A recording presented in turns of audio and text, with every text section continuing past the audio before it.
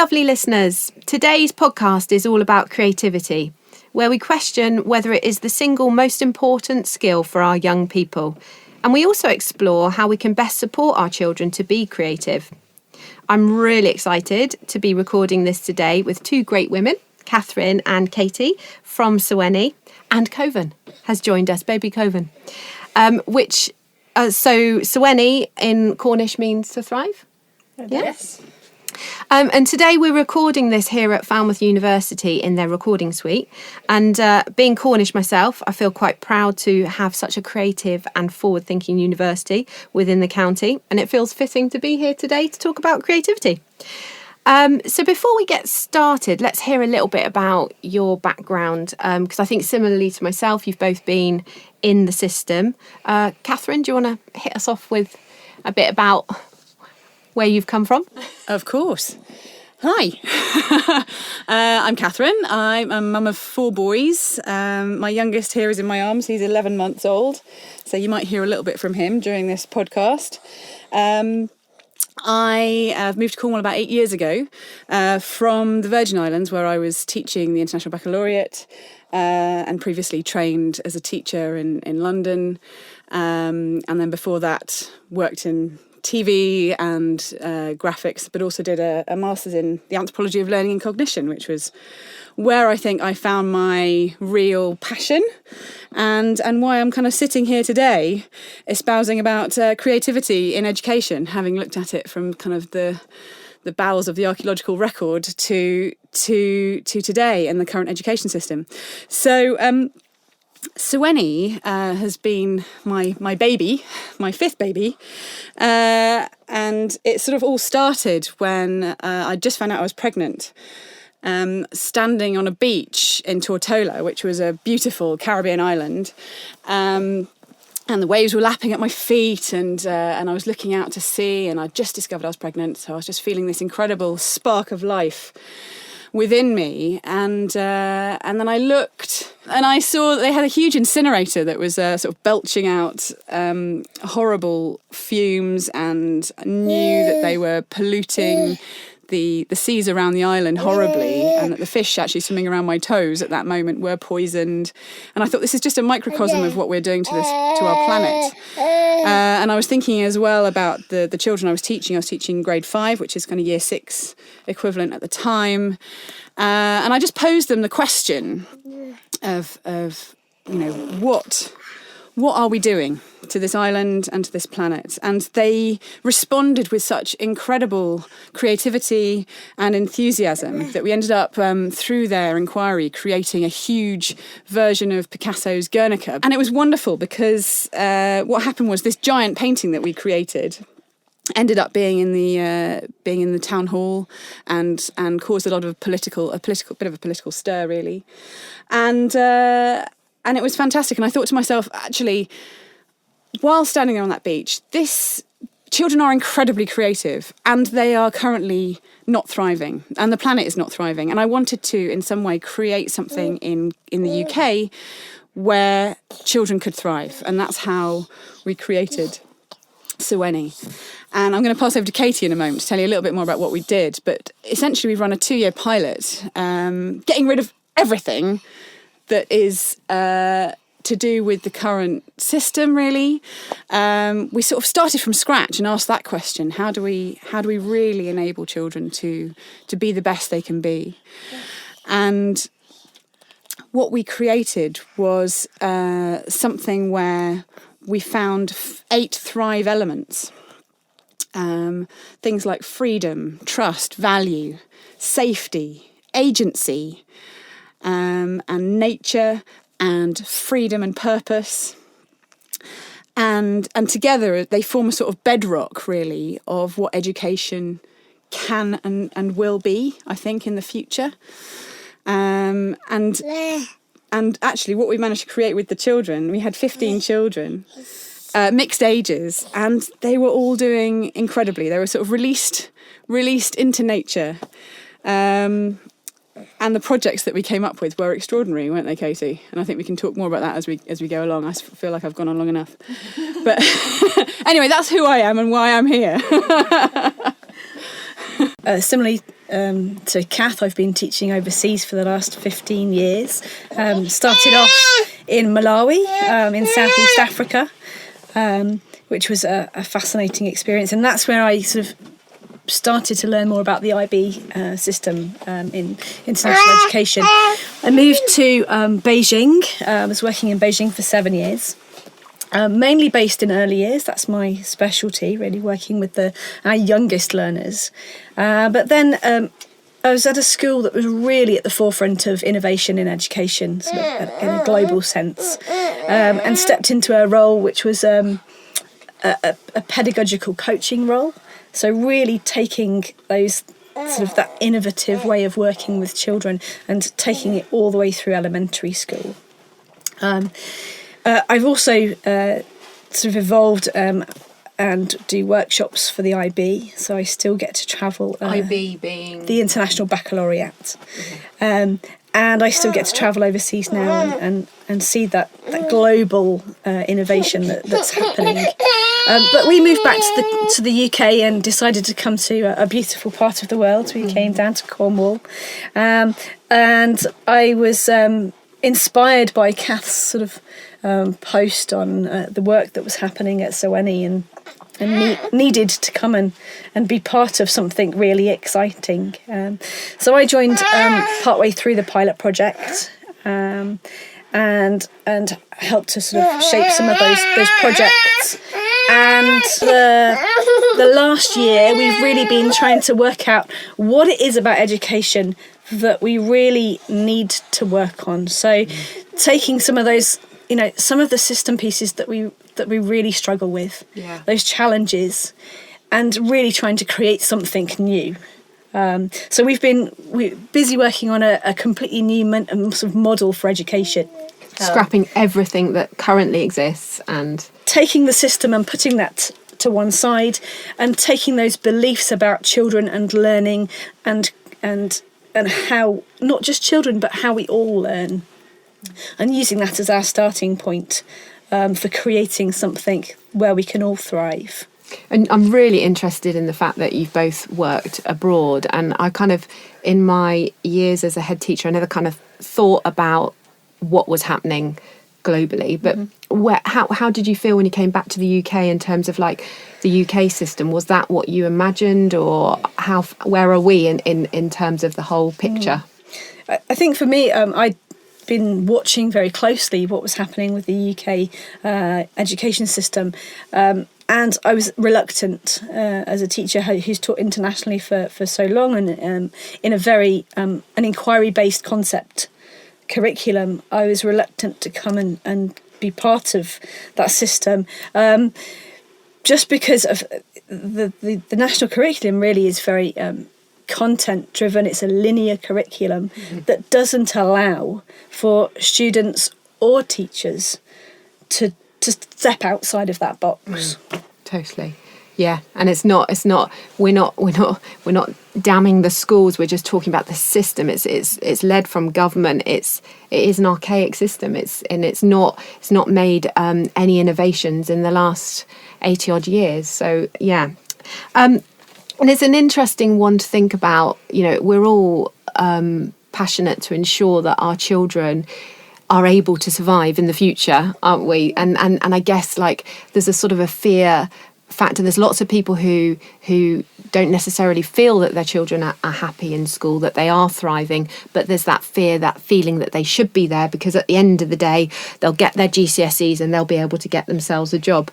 Is that true? Is that what businesses want from these children? How much do you know about that? I think that's absolutely not the case. And actually, even just recently in the last few weeks, Richard Branson's kind of come up and said, I'm not looking at academic qualifications at all. And there are sort of initiatives like the Mastery Transcript Consortium who are enabling children to develop a portfolio of learning, which they then present to Ivy League universities, and I think Cambridge and Oxford are still starting to look at these as well, as a far better picture of a child's skills and abilities, passions, talents, curiosities, and kind of grit as well, to then offer them a place at university. And I think even the university courses themselves are going to be shifting very much towards this direction as well. And so that kind of learning journey and documenting your learning journey is, imagine if you could do it from when you were born and you had that incredible journey. Look at where my passions are. My son at the moment, he's just deeply passionate about Phantom of the Opera, and he's done a fantastic kind of project where he's kind of, he's got the costumes, he's been looking at doing his own makeup, and so we've ended up doing latex makeup.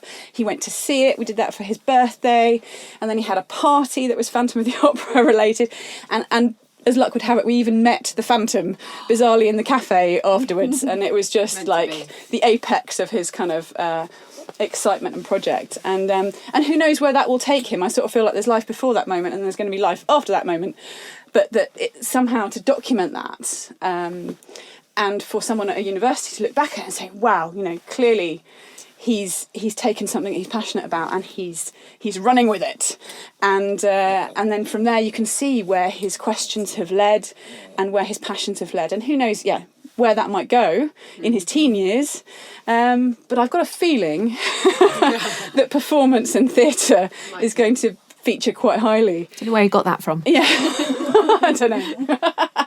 And as well as like businesses telling us, you've got the World Economic Forum that lists creativity really high. It doesn't list anything about academic grades or anything like that. And but I was really interested to sort of research about this 20% rule, where there are lots of businesses globally making sure that there's a kind of 20% rule in their workers' contracts, where 80% of the time they are in meetings, a set agendaed work. But then there's 20% of time, which is creativity time. It's for them to be innovative and to come up with new ways, new things. And I felt so excited about that. But Katie, you were talking to me a bit about 20%. Yeah, so that whole notion of Google's 20% time, which happened quite a long time ago, a lot of schools, certainly internationally, are looking at implementing 20% time in schools. They're giving time to students to follow their passions and their interests.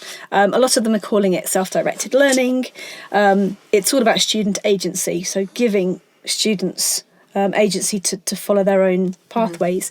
It can be quite difficult because obviously just giving somebody 20% time, giving a group of 7-year-olds 20% of their time to do whatever they want to do has to be thought about quite carefully. So it's about making sure that, when you're looking at creativity, about giving them the right provocations and materials in a space in order to do something with that time.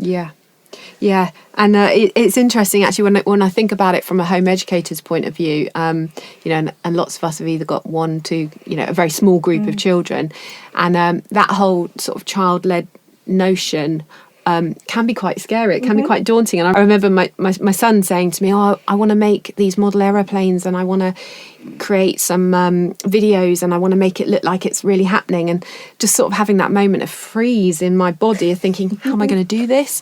But actually it's about working with the children to plan that. It doesn't just happen there and then. There's a whole load that goes in to creating that, isn't there? And I think that's where sort of in the education sector, and this is where we're sort of really meeting the higher ed sector, is that role of the teacher, role of educator.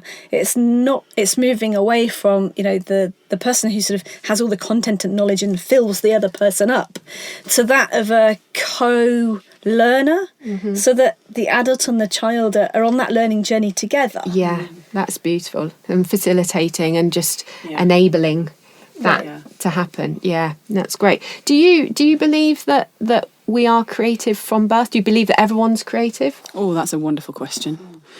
I did a huge amount of research in my past incarnations into this, and I was always fascinated by going back to the cave art and the creative explosion around 60 to 40,000 years ago.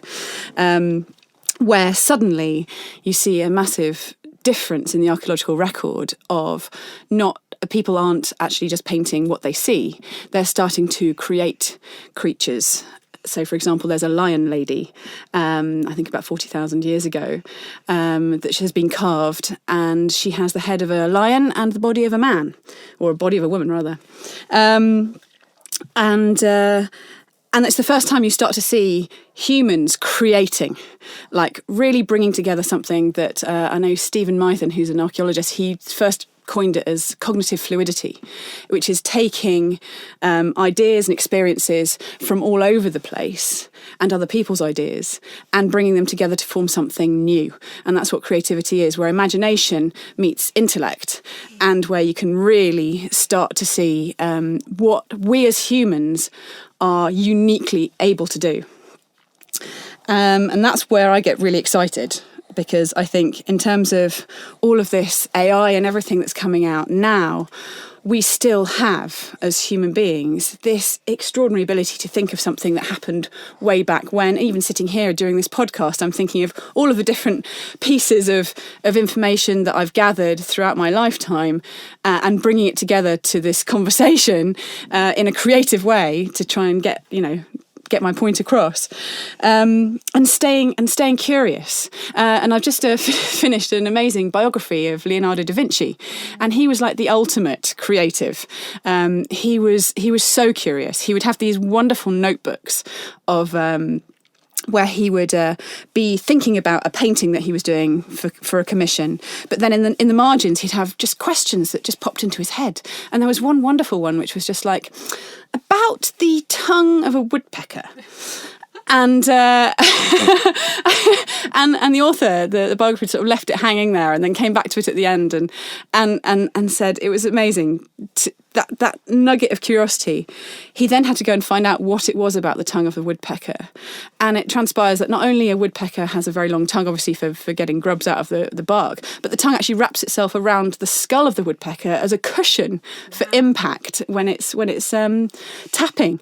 And I couldn't believe it. I was just like, that kind of ability. Not only was he fascinated by, nature in all its ways and like watching, how a water flows down a plug hole and things like that, but just all of those things all together that he had washing around his brain that enabled him to come up with so many incredible inventions. And I think that's the genius. He kept his creative genius of childhood. Yeah. And I think that's something that we want to see more of. Yeah. We want to see the creative genius of childhood continue and explode and imagine where we could be if that was continued. So research says yes. We are creative. In fact, there was a lovely piece of research in 1968 by George Land and Beth Jarman, where they conducted a survey with 1,600 3 to 5 year olds to test their sort of whether they were creative or not. And it worked so well that they did it on them when they were 10 and again when they were 15. He also did it on a test of 280,000 adults. When they were 3 to 5 year old, they scored 98% of them were scoring a high level of creativity. Those same children, when they were 10 years old, only 30% of them were showing creativity. Yeah. When they were 15, 12%. And when they got into adulthood, only 2%. Drops off a cliff. And I think he blamed it on the school experience, and he went into they were using both convergent and divergent thinking at the same time. But I definitely saw that firsthand when I was in school. In the fact that the timetable is so rigid, the content is so heavy and so rigid in terms of its place, that actually, bless the teacher, they're working really hard to enable, the talk time in the class where I can pose a question and those children can all talk to each other, but actually it's not allowing that woodpecker question. It's not. It's suppressing all those thoughts and ideas that they have, and I can really see how they do lose creativity through the system. Yeah. It's interesting because from an early years perspective, and we're saying that those 3 to 5 year olds had high levels of creativity, and I think that's almost widely accepted that young children are very creative. Yes. And that's okay, and so our school system allows for that and nurtures that, and suddenly as they start to move up through the school system, everything changes and the pressure starts to come on. I've actually sort of played with the idea of taking the playful inquiry nature of early years all the way through elementary school. Lovely.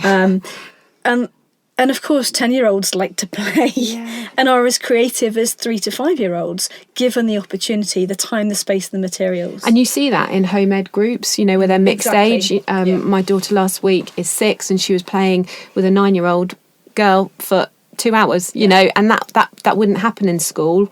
But you see it in that. Do you think creativity is currently is associated with particular subjects? Is that another issue that this current system sort of portrays creativity through performing arts? It's really interesting, isn't it? Because I think that's very much the case. You say the creative subjects and lump them all together, like, you know, drama and art and potentially, you know, English to an extent. But actually, every single one is creative. And goodness, where would we be if we didn't have creativity in science? You know, which is where all the great ideas come from.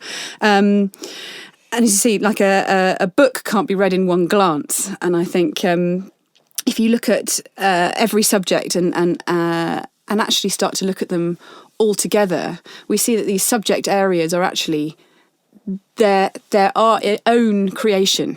They are porous, and actually, if we look even closer, they're not really there. And that was the kind of genius, I suppose, going back to Da Vinci again. But where he didn't see those boundaries. You know, a question that he was posed when he was doing a painting would influence an invention that was to do with his science, you know, and it was all very much fluid. And that would be lovely, wouldn't it, if we could actually say, this is creativity learning, and not have those sort of demarcated boundaries, and that children will go off in whichever direction they feel they would want to. The other thing is just going back to that other question about children being able to just look at details so beautifully. I mean, they will be fascinated, won't they, for ages upon one thing and kind of almost go into their cave and with focus, and it's very hard to kind of disturb them out of it. And I think that's a key as well to our human creativity is looking at the stuff that probably a lot of other people wouldn't see. I'm quite fascinated actually even by, like, you know, going back to the sort of subjects thing, and actually when I think, like, in school, you know, when we were talking about sort of areas of improvement for school, it'd be maths, it would be problem solving. The children, you know, aren't showing enough problem solving skills, but actually, you know, that's a creative area, isn't it? That's actually something which, you know, if you're constantly on some timetabled activity, there's not time to explore that creativity. That's right. There isn't. And the bell goes and off you go again. That's it. Yeah. I think, again, there's a misconception of creativity as well. You know, it does seem to be linked to the arts or, you know, possibly even science. Yeah. But when you think about people don't necessarily think about creativity in all the different subjects, but when you really dig deeply, creativity is about ideas. It's about generation of lots and lots of different ideas. So we're thinking about, you know, the writing process, you know, the creativity involved in that, mathematics and the creativity, the beauty of mathematics and the ideas and the not just solving problems that have an answer, but delving into mathematics in a creative way, coming up with ideas and looking closely, like you were saying, Kath, and then coming up with new ideas for how that makes connections with other things. So it's there, and I think we just need to switch our thinking a little bit about what creativity is. Yeah, and I guess that's also, you know, where that play is so, we've always allowed that to happen in those early years, because play is basically them using their imagination, and it's the imagination that's sort of being stifled as well in school, isn't it? When you're led by a topic and you're driven in that way, you are to some degree that whole kind of imagination, which leads then to play and the authentic need to learn. and to find that information and to fill yourself up with the required information that you need in order to fulfill your vision, your imaginative vision, which is what we see and what we saw a lot of at Soweni, wasn't it? The fulfillment of many visions daily, whether they be small ones or giant group ones. It was fairly spectacular. I guess we should maybe explore some sort of ways that we can support home educators in being creative. I mean, actually, I imagine the large majority of people have chosen to home educate because they feel the system's not right, and therefore they probably are doing lots of these things. But there's lots of people that I'm mindful of that are really fearful of this system around them that is really rigid. But if they step out of that system, what's going to happen? There's that fear that they want to just do the best for their children, and the system's there, so maybe I should just follow that. But what would we be suggesting, supporting, saying, go do, and you've got evidence that it works. Yeah. I think a top tip would be open-ended materials available all the time, really based on that sort of comes from the Reggio Emilia approach, the schools in Reggio Emilia, because open-ended tools like clay, like loose parts, so bits of old recycled materials, glue, sticky tape, sticks, stones, feathers, all the types of things that you can collect for free. Because when children are having ideas and thinking about things, simply by offering materials and saying, I wonder what that would look like in clay, can be a really powerful way for children to take their ideas and their thinking and translate it into something different. So just stocking up. In fact, on my website I've got a list of resources that for parents going into this sort of feeling a little bit stifled by the sort of trying to enable their children to be creative. There's a list there. I think being positive and being brave and trusting. And I think what we have to remember is that our children are fantastic learners designed by many millions of years. And they are incredible, given even the fewest resources, really, at fulfilling their vision. It is incredibly daunting to feel as a parent when you're looking at your child, playing in front of you, that they are gaining anything from it. And what I would suggest is that really what you should be doing is getting down your hands and knees, being with them, asking them questions, and writing down what they say, and then reflecting it back to them, maybe at bedtime, saying, "Oh, do you remember when we did this? And you said that." And I'm looking in my notebook, and I've written it down because it was such a great thing that you said, and sharing that with them. But then also sitting down at the end of the day and journaling what you've done with the day. You can use bits of the national curriculum to then actually retrofit what your child has been learning, and you'll be astonished at what they have achieved, because you will just go through and you'll go, oh my goodness, they're only like year 1 level, but they've been doing year 3 stuff. Like the questions that they've been asking have been over here, and you'll be genuinely amazed. That is really why I created. That's why Collage, the app, just to enable you to actually upload that sort of reflect. Journey. Yeah, the reflection, and actually reflection was something I really wanted to talk about, because I think that is one of the most beautiful things about homeschooling, is that you can reflect. And I've noticed, like with my son particularly, he might be really engrossed in something for a period of time, and then he might just totally stop, and it looks like it's not finished. It's like it goes off and he's doing a whole load of other stuff. But then 2-3 months later, he'll ask, where's that I made? And he wants to find it, and he wants to do something different with it. And this is a big part of what we've been doing with our designing of the new education that we've done with Soweni, with our infinite curriculum and the Thrive elements. And what it shows is that projects have these wonderful ebbs and flows, and they'll reach kind of apexes at various points. So a child will be sort of bubbling along, they'll get an idea, or they'll get inspired, or have an experience, or meet someone who has sort of tipped them, and they'll suddenly go, wow, I'm really excited about this, and it'll take it up to a kind of zenith, and then there might be some big action that occurs. And then they might share that action with you. Like they might have made a little stop motion animation, or they might have, created a little audio recording, or they might have, or a painting, or whatever it might be. And then it will tail off again. But then you wait a few months later, you'll see it'll come back. My son's he's Phantom of the Opera is kind of, we've had the zenith. He's suddenly picked up gorillas again. And now we're fascinated by gorillas and everything gorilla related. And that was 6 months ago, he was kind of interested with those. And I can just see, it's almost like you can imagine there's lots of strands or waves in your child's life going along. And you think of yourself as a grown-up, actually, you're the same. You'll read a great book and go, oh, I'm fascinated by this. And suddenly you'll be like reading loads of articles about it. And then it will tail off again, and then maybe a year later you'll think, oh, I've read that great book, and suddenly your interest is sparked again. But these projects never end, and I think that's the point of it being infinite. Learning is infinite. You don't kind of come to the end of school and it's done.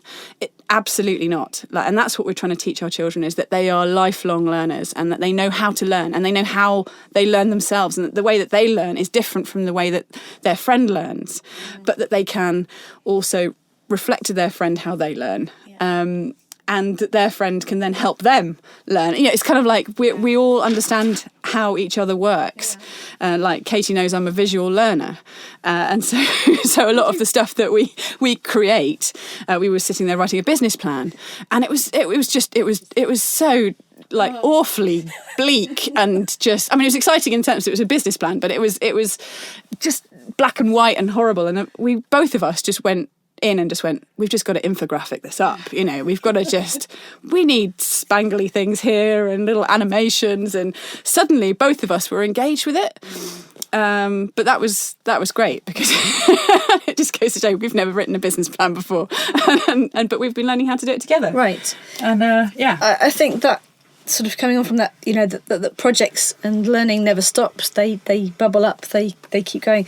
I think that's the beauty of home educating, is that you have that wonderful resource of time, and that children, if they are sparked by something, just try stopping them from learning. And that's the beauty of home education, is that you can dedicate 3 weeks to this one little piece, whereas imagine in a school system it would be, now we need to move on to the next thing, now we need to move on, so they don't get that time to go really deep.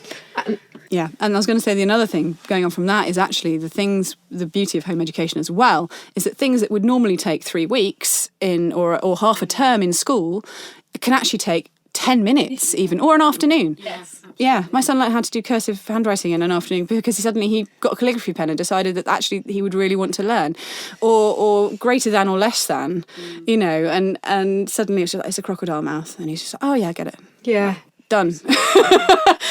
Like there's no kind of like, going over it, revising it. And the beauty of the home school environment is that you can, I'm absolutely fascinated by the fact, particularly my son, he seems to come alive at like 6:30. Yeah. And he's suddenly, all these sparks are kind of flying out of him, and I'm like, wow, because actually, if as a homeschooler I was rigid with a sort of a 9 to 3 we're learning, and then we're just doing it Monday to Friday, actually we just do it all through the year. We don't have terms, don't have because actually and as I've been capturing the learning, I've become more confident with doing that, because actually they're quite slow in the morning, the children. They're just but different things will spark different things at different times, and being able to capture that at the different times has been massive for me. That was a big thing with energy flow during the days at Soweni, wasn't it? It actually varied quite a lot from day to day, although we kind of had a sort of vaguely regular kind of snack time and lunchtime where we all were invited to come and eat together and stuff. It was really lovely to see that initial energy when they first came in the morning, of just needing to climb stuff. Yeah. Like they just had to climb stuff. Yes. And they did that for about an hour. Yeah. And then they were kind of like, okay, now we're just coming down off that now. And then they were quite sort of ready to do a little bit of quieter stuff. And then But I mean, each child, again, with their own idiosyncratic differences, but kind of broadly as a group. I love the idea of, you talked about friends a bit, and I used to really battle a little bit in schools where, particularly in the early years, where you'd still have that sort of topic, we're getting out the vet's role play. You know, actually, if a child hasn't experienced taking their pet to the vet, how are they going to role play? You know, that, I used to sort of feel that actually it was more important to have the resources that they could access and the time for them to communicate. And, you know, I took my pet to the vet yesterday, and then they start talking to their friend about what happened and why it went to the vet. But just not being rigid, but also enabling them to explore and experience. And I used to find it really hard, particularly with children from deprived areas, where their experiences may have been limited, or the experiences that they had were not in the sort of, we've taken our pet to the vets, or actually their experiences are probably more about like what happened last night at home, and I felt like it was important from a school's experience. I felt like it was important to enable these children to experience things, rather than actually sort of say, right, we're doing the Romans. Actually, you can't experience the Romans. You can look at resources, you can look at videos, but you can't actually experience the Romans. But I felt like it was really important to have lots of experiences. Does that something that sort of sat with Soweni in terms of? Absolutely, yeah. And we took the children off all over the place. Yeah.